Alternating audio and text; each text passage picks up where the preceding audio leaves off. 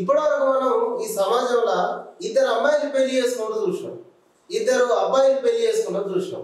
కానీ ఒక ట్రాన్స్జెండర్ని ఒక అందమైన అమ్మాయి పెళ్లి చేసుకున్న ముచ్చట ఇప్పుడు 2 రాష్ట్రాలలోనే కాదు దేశంలో పెద్ద హాట్ టాపిక్గా మారింది.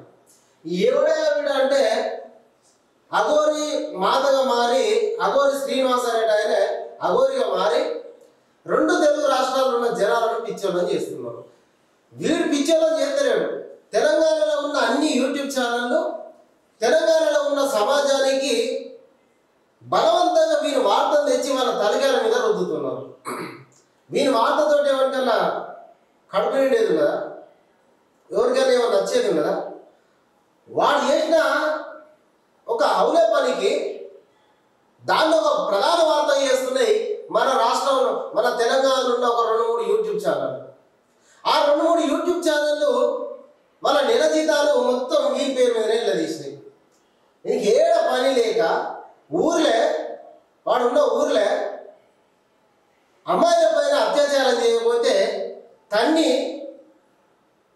వాని మర్మంగాన్ని పోషిస్తే దాన్ని చిన్న తంతే దాన్ని వాడు మళ్ళీ సర్జరీ చేయించుకొని పూర్తిగా వాడు ట్రాన్స్జెండర్గా మారిపోయాడు. వాడు చేసిన పిచ్చి పనికి వాడు ట్రాన్స్జెండర్గా మారి అఘోరిగా మారి ఇక్కడికి వచ్చి ఇక్కడ ఉన్నటువంటి ముఖ్యమంత్రులను మంత్రులను ఇష్టం ఉన్నట్టు మాట్లాడుతూ పిచ్చి పిచ్చిగా తిరుగుతూ ఉంటే మొన్న మధ్య మంగళగౌరికి పోయి మంగళగౌరి దగ్గర ఆ చౌరస్తా లోపల ఏదో మొత్తం పోలీసులను నడువురా అని చెప్పేసి ఇష్టం ఉన్నట్టు వాళ్ళ మీదకి బూతులు మాట్లాడుకుంటూ పోతా అంటే వాళ్ళ మీద ఒక్క బట్ట కూడా లేదు, ఒక్క వస్త్రం కూడా లేనప్పుడు ఈ అమ్మాయి డేర్ చేసి ఈ వర్షిణి అనే అమ్మాయి బీటెక్ సెకండ్ ఇయర్ చదువుకున్నది. వీడు చదువుకున్నది ఎంత అంటే 8వ తరగతి. వీడు 8వ తరగతి చదివి సనాతన ధర్మాన్ని నేను కాపాడతా అని చెప్పేసి హరహర మహాదేవ్ అనుకుంటా ఇక్కడ హిందువుల యొక్క బలం అంటే హిందువులు ఏదైతే నమ్ముతారో ఆ నమ్మకాన్ని వీడు బలంగా చేసుకొని సనాతన ధర్మాన్ని కాపాడడానికి వచ్చినా అని చెప్పి ఇష్టం ఉన్నట్టు మాట్లాడుకుంటా ఆ మంగళగౌరి చౌరస్తా లోపల హల్చల్ చేస్తా అంటే వాని ఒంటి మీద ఒక్క బట్ట కూడా లేనప్పుడు ఇదే కారణం మనకు కారు ఉంటుంది, ఆ కారణం ఎదుగుతాడు మొత్తం. ఆ అమ్మాయి డేర్ చేసి వాని ఒంటి మీద బట్టలు కప్పి పోలీసుల సాయంతో వాని ఒంటి మీద బట్టలు కప్పింది. అప్పుడు ఈ అఘోరి వీడు ఈ శ్రీనివాస్ అనేటోడు ఆ అమ్మాయిని చూసి ఇష్టపడి ఆ అమ్మాయిని ఎట్లయినా నేను ట్రాప్ చేయాలని చెప్పి వాళ్ళ ఇంటికి తీసుకెళ్ళి ఆశ్రయం ఇచ్చింది. 2 రోజులు మా ఇంటికాడ ఉండిపోదు, ఇక్కడ అంత పరిస్థితి మంచిగా లేదని ఆ అమ్మాయి తీసుకపోతే ఆ అమ్మాయిని ఎవరు ట్రాప్ చేసి వాళ్ళ తల్లిదండ్రుల మాట వినకుండా వాళ్ళని మొత్తం మభ్యపెట్టి మాయ మాటలు చెప్పి బుజ్జిని వాడు పట్టుకొని పోయింది. అహ్మదాబాద్ గుజరాత్ పోతే బలవంతంగా వీళ్ళ పెంచిన అన్న అదేవిధంగా తోడబుట్టిన అన్న బలవంతంగా ఆ అమ్మాయిని ఇక్కడ దాకా తీసుకొస్తే మళ్ళా వీడు మళ్ళా మాయ మాటలు చెప్పి ఈమె చెప్పబెట్టకుండా మళ్ళీ వెళ్ళిపోయింది. అసలు విషయం ఏంటంటే మేము పెళ్లి చేసుకున్నామని చెప్పి చెప్పుకొచ్చేదాన్ని.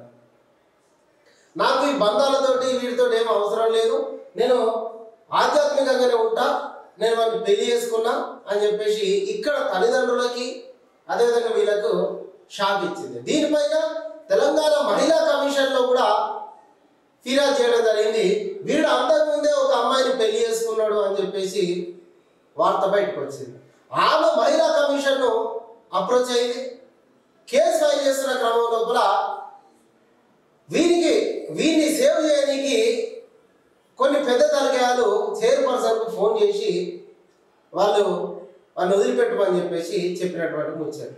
అంటే వీడు చేస్తున్న పని ఎంత దొంగ పని అంటే చూడండి. వీడు మళ్ళీ వీడే సమాజానికి ఏం మెసేజ్ ఇద్దాం అనుకుంటారు?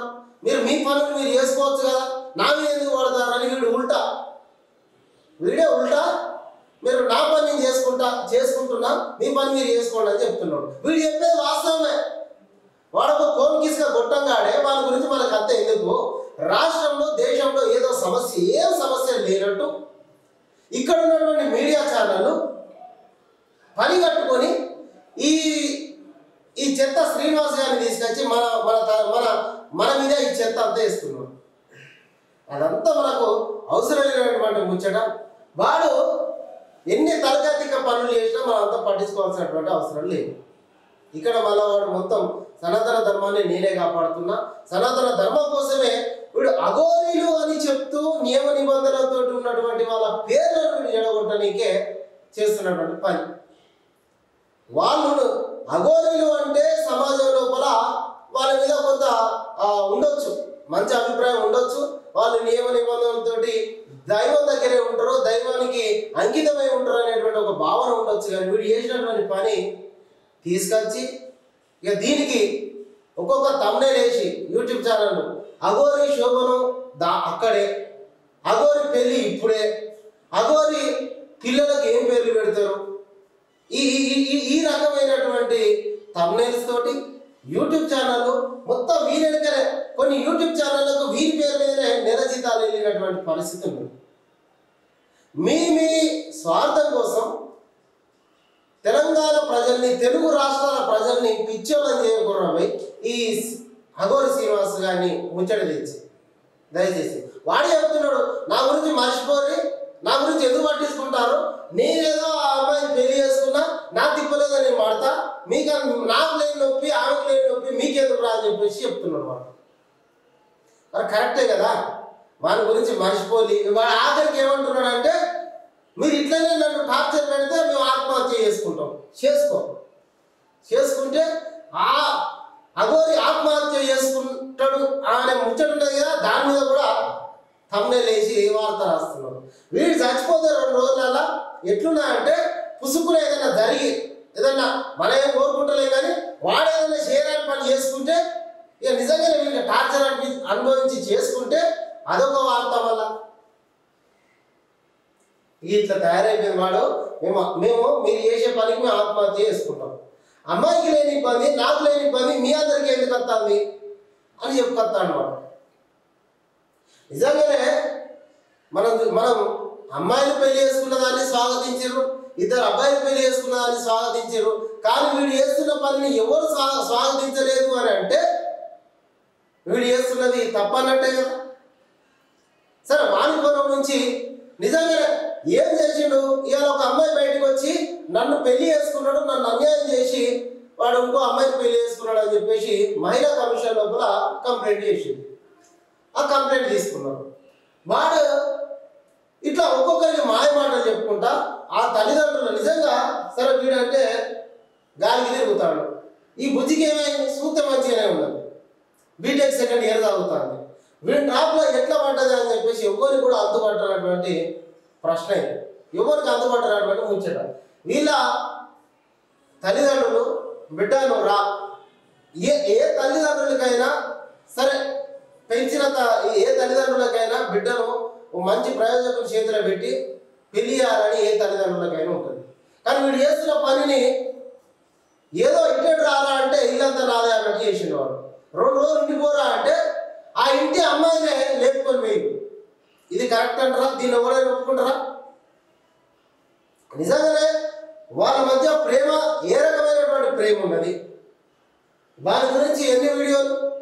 వాడు ట్రాన్స్జెండర్లే చెప్తున్నారు, వాడు నిజమైన ట్రాన్స్జెండర్ కాదు అని, వానికి పురుషాంగం లేదు యోని లేదు అని చెప్పేసి ట్రాన్స్జెండర్లు బయటకు వచ్చి మాట్లాడుతున్నారు. వాడు చేసేదల్లా వాడి కోరికలు తీర్చుకోవడం కోసం ఏ పనిని చేస్తాడని చెప్తున్నారు. వాడితోటి సావాసం చేసినటువంటి ట్రాన్స్జెండర్లు నీతో సావాసం చేసిన వాళ్ళే నువ్వు లంగవు దొంగ అని చెప్తున్నావు. ఇక మళ్ళా నువ్వు సనాతన ధర్మాన్ని కాపాడడానికి వచ్చిన భగవత్ స్వరూపుణ్ణి అని చెప్పి శుద్ధ పుస్తలు చెప్పుకుంటారు. ఇది వీడిని మళ్ళీ వచ్చినటువంటి అమ్మాయిని మళ్ళీ మాయమాటలు చెప్పి తీసుకుపోయి పెళ్లి చేసుకున్నాడు. ఈ పెళ్ళి దీనికి పెళ్ళికి బ్యాక్గ్రౌండ్ మ్యూజిక్ వేసి ఫోటోలు పెద్దగా వేసి చప్పట్లు కొట్టుకుంటా ఈ ఫోటోలని ఈ వీడియోలను వైరల్ చేసుకుంటా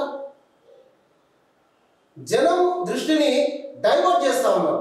అసలైనటువంటి సమస్యలు దేశం లోపల నిరుద్యోగ సమస్య ఉన్నది, దేశం లోపల నిత్యావసర వస్తువుల ధరలు పెరుగుతూ ఉన్నాయి, పెట్రోల్ డీజిల్ రేట్లను పెంచారు, గ్యాస్ ధరను 50 రూపాయలకు పైన పెంచారు, మణిపూర్ లోపల మహిళల పైన మానభంగాలు జరుగుతున్నటువంటి విషయాలను పక్కన పడేసిరు. మొత్తం దేశవ్యాప్తంగా ఈ అఘోరి వార్తను వైరల్ చేసి ప్రజల దృష్టిని డైవర్ట్ చేసి ఇటు రాష్ట్రంలో ఉన్నటువంటి జనాలను పిచ్చోళ్ళం చేసి వాళ్ళు ఈ రకంగా పబ్బం గడుపుకుంటా ఉన్నారు. దీన్ని ఖచ్చితంగా అందరూ కూడా గమనించి ఈ అవగాహన ఉంచడం మర్చిపోతే మంచిది. ఇది మన సైరన్ మీడియా తరఫున చెప్పదలుచుకున్నటువంటి ముచ్చట.